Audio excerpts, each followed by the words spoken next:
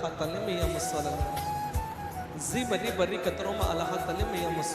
అంటే ఇక్కడ దేవుడు ఏం కలిగిస్తున్నాడు అంట, మనం సో దేవుని నామాన్ని గణపరచుకోవడానికి, దేవుని చిత్తాన్ని నెరవేర్చడానికి, లేదా దేవుని అద్భుతాలు మనం జరిగించడానికి దేవుడు మనకి ఏం కలిగిస్తున్నాడంట, ఆయన జ్ఞానము సంపాదించుకోవాలంట. అంటే దేవుని టచ్ చేయడానికి, దేవుని మనము ఆయన పాదాలు ముట్టుకోవడానికి జ్ఞానము లేకపోతే, ఇప్పుడు దావీదు ఏమంటాడు అంటే, నీ వాక్యమే నన్ను బ్రతికిస్తున్నది ప్రభువా అని అంటాడు. అంటే దేవుని వాక్యం అని ఏం చేస్తుంది, బ్రతికిస్తున్నది. అంటే దేవుని మాట, దేవుని పరిశుద్ధ దేవుణ్ణి వెంబడించినప్పుడు, పరిశుద్ధ దేవుణ్ణి పట్టుకొని ఉన్నప్పుడు ఏం కలుగుతున్నది అంట, ఆ మాటనే ఆయన బ్రతికిస్తున్నది అంట, ఆ మాటనే ఆయనకు తెలివినిస్తున్నది అంట. ఆ మాట విరోధంగా చేసో సమూయేలు అని సౌలుకి చెప్పినప్పుడు ఏమంటాడు, ఇది ఒక్కడనే వదిలిపెట్టాను కదా, ఏమైతుందిలే అనుకుంటే ఏమైంది, సౌలులో నుంచి దేవుని ఆత్మ వెళ్ళిపోయి దురాత్మ వచ్చి వాలింది.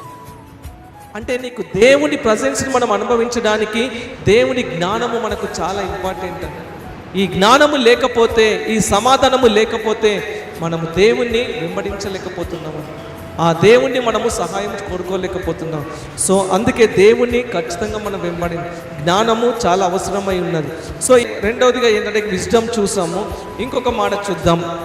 అంటే ఏముండాలి అంటే, మనము దేవుణ్ణి ఆయన టచ్ చేయాలి అంటే నీకు జెన్యూన్ హార్ట్ అనేది ఉండాలి, గ్రాటిట్యూడ్ అనేది ఉండాలి, కృతజ్ఞత కలిగిన హృదయము. కృతజ్ఞత కలిగిన హృదయం ఉన్నప్పుడు దేవుణ్ణి మనము వెంబడిస్తాము అంట.